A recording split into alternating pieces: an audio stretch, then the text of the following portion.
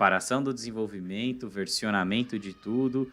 Vamos falar agora um pouquinho da entrega, né? A gente tem essa diferença entre release e deploy, onde aí a gente tem que também ter essa distinção.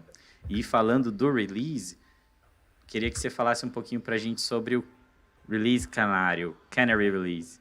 Certo. Então, vamos lá. Vamos começar pelo começo, né? Existe muita...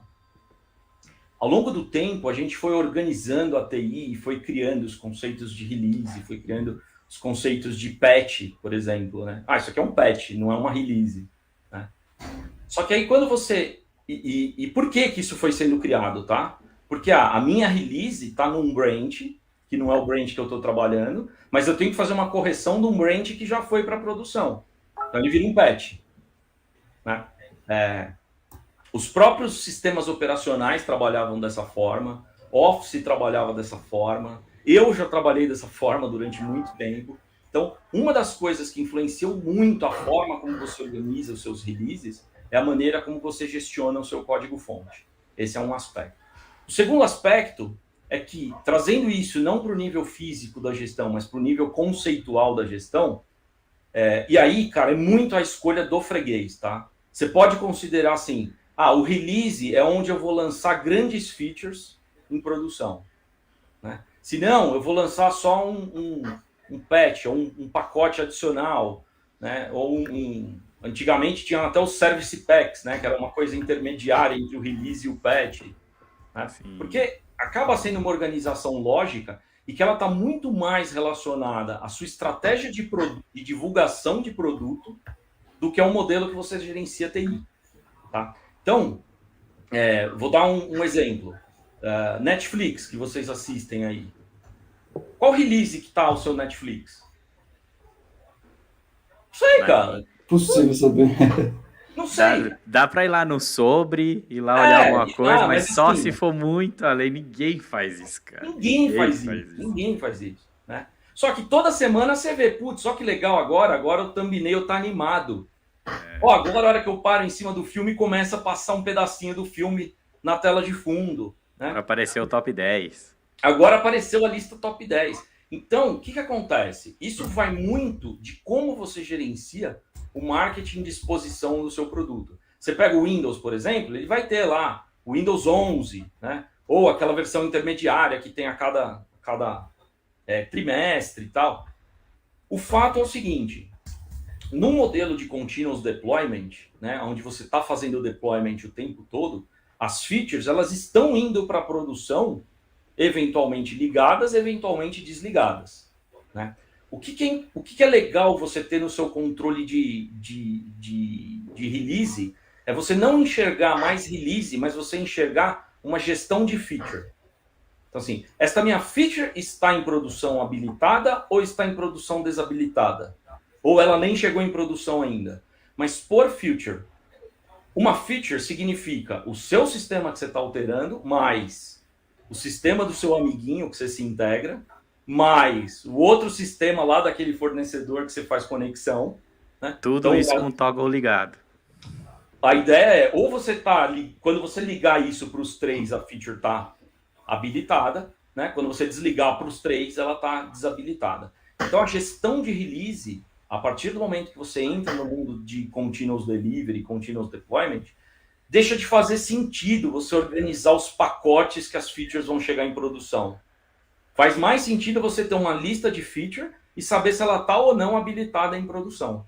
Legal. E passar esse conceito de release e tudo mais, muito mais conectado ao marketing que você vai fazer do produto. Porque às vezes é legal, né? Você falar, nossa empresa vai lançar a versão 2.0 do app, do não sei o que e tal. Cara, a versão 2.0 do app já pode estar no celular do cara faz uns 4 meses. Você vai ligar uma toggle e o app vai se comportar diferente, entendeu? Ponto. Sim. Fim de jogo. Então, a release tem muito desse aspecto. E aí tem o Canary Release, que você, né, complementou a pergunta, que é o seguinte. Eu tenho certeza que se a gente pegar todo mundo que está aqui na live agora e todo mundo abrir o Facebook, cada um vai ver uma tela um pouquinho diferente do outro. Tá? Por quê? Porque o Facebook ele tem releases específicos para públicos entre 20 e 25 anos de idade, outros para 25 a 35. Dependendo do seu perfil, de como você usa a rede, vai aparecer de um jeito. Dependendo do perfil, vai aparecer de outro. Né? E muitas das vezes, o que acontece é que você está sendo um beta tester dele sem você saber. Né? Então, o que é o Canary Release? É o seguinte, cheguei em produção, pá! Não tenho certeza sobre essa minha funcionalidade. As incertezas podem ser várias. Pode ser, não sei se está funcionando direito, porque eu não consegui testar direito nos outros ambientes. Pode ser, não sei se o meu usuário vai gostar disso que eu fiz. Então, o que eu faço? Eu escolho grupos menores, solto aquela release para eles. Seria como falar assim, ó, pega essa versão nova e liga o toggle só para as pessoas entre 20 e 25 anos de idade. Ou só para as pessoas que estão com o telefone no DDD 013. Todo mundo está vendo a versão antiga e aquele grupo de pessoas está vendo a nova e você começa a coletar dado. Tá tendo aceite, tá tendo conversão, tá dando erro. Cara, não, tá sendo boa a aceitação, tá sendo legal, os caras estão gostando. Vamos experimentar no próximo grupo. Vamos adicionar aqui o grupo de 25 a 35 anos de idade. Liga o toggle para eles. Pum, começa a coletar dado. Então você vai fazendo um rollout progressivo da sua feature, não do seu deploy.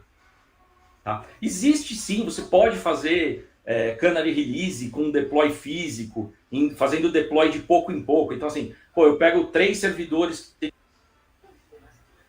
e os outros 7 estão com a versão velha. Se isso aqui começar a dar erro, eu tiro esses 3 servidores do cluster e boto os outros. Mas assim, para resolver problema de deploy, se você está usando infraestrutura as code, o Blue Green Deployment vai ser muito melhor que isso. Né? O Canary Release, ele vai te ajudar, mas você pode, de repente você tem uma tecnologia que te trava, que você não consegue fazer diferente. Beleza, faz Canary Release do seu deploy. Né? Mas a ideia sempre é fazer rollout progressivo, olhando e monitorando o software para ver se ele está sendo bem aceito ou se tem problema, até chegar na distribuição para todo mundo. Eu fui num evento, tinha um cara do Facebook, não me lembro o nome dele, mas ele estava palestrando. Eles têm 1000 versões diferentes em produções mantidas. Caraca, cara, 1000 versões. 1000 versões. Seria o equivalente a ter 1000 ambientes de produção da mesma aplicação. Né? E não são 1000 máquinas, são 1000 versões distintas, cada uma funcionando de um jeito. E aí, conforme você acessa, cai num lugar diferente.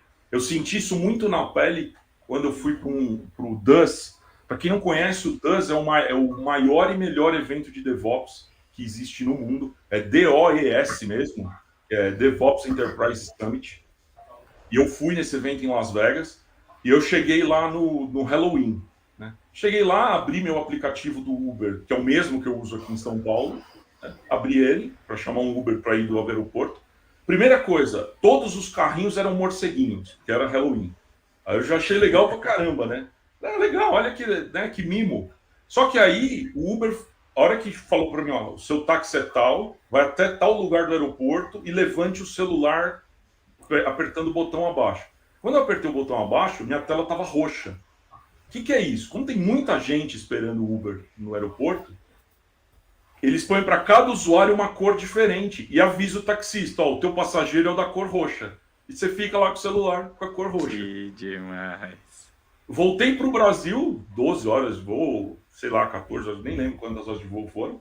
Cheguei aqui, abri o Uber, não tinha morceguinho, não tinha corzinha para eu chamar. Não fiz update da aplicação para ir para voltar. A geolocalização transformou toda a questão do aplicativo. Completamente a experiência do usuário, cara. Né? E aí, pô, imagina o grau de complexidade que você tem para testar coisas desse tipo. Então o Canary Release te ajuda a falar, experimenta com um grupo, né? Porque assim, eles poderiam já ter liberado isso para o Brasil. Concorda? Tá dentro do aplicativo, é o mesmo app, gente. Eu não fiz update do app. É o mesmo app. Só que eles testaram lá, viram a aceitação, viram se funciona ou não. Pelo jeito não funcionou bem, porque até hoje isso aqui não chegou aqui. Deve ter tido algum problema. Então o Canary Release serve um pouco para isso, tá? Legal. E você deu uma palhinha falando sobre Blue Green Deployment também. Dá Sim. uma explanação um pouquinho maior aí e, na sua opinião, eu vejo que existe realmente aí uma balança a ser feita entre os dois modos, né? Coloca um pouquinho para a gente também, um pouquinho de detalhes sobre isso.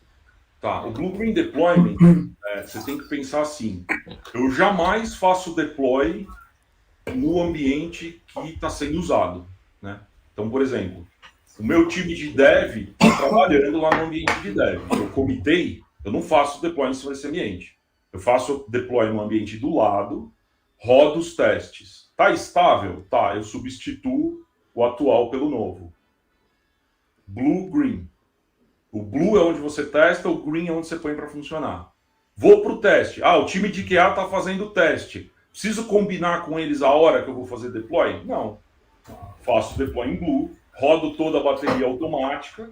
Quando eles quiserem, eles mudam o blue para green e fazem a bateria manual que eventualmente tenha. State de usuário, etc. Cheguei em produção.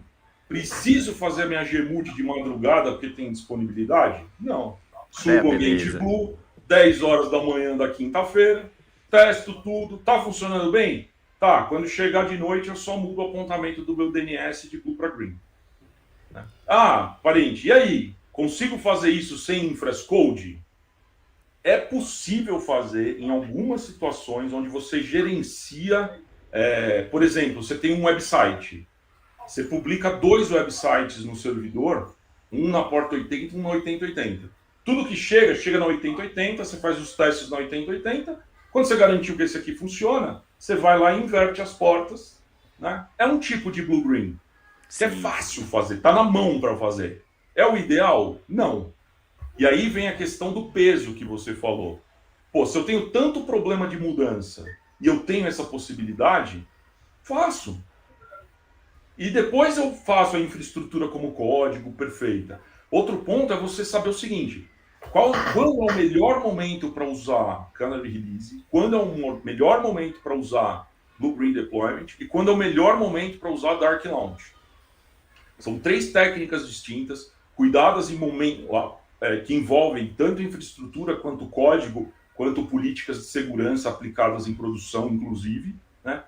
E tem receita?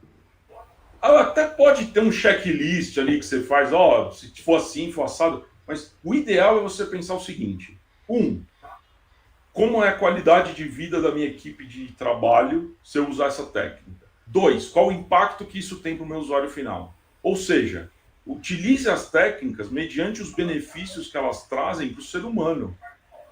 Não escolhe uma técnica, isso é para tudo, só porque ela é uma tecnologia nova. Né? A gente vive para fazer coisa boa para o ser humano, não para a máquina. Então, eu utilizaria um pouco desses conceitos para escolher qual técnica usar. E aí, obviamente, você vai ter a segunda camada, que é assim: putz, cara, mas eu uso um tipo de tecnologia aqui que não permite fazer isso, não permite fazer aquilo. Vai ter restrições. Por exemplo, se eu for fazer isso com microserviço, é diferente, eu não preciso provisionar, eu posso publicar um novo microserviço só numa versão diferente, deixar os dois no ar ao mesmo tempo. Então tem muitas nuances aí, né? Não sai fazendo que nem uma vaca louca, baixa a cabeça, bota o chifre para frente e sai aplicando para todo mundo. Pensa antes qual é o benefício que você quer ter, qual a dificuldade de implementar, equilibra isso e bota para frente essas práticas, tá? Mas que elas trazem uma qualidade de vida animal para o time de operações, desenvolvimento e infraestrutura, elas trazem.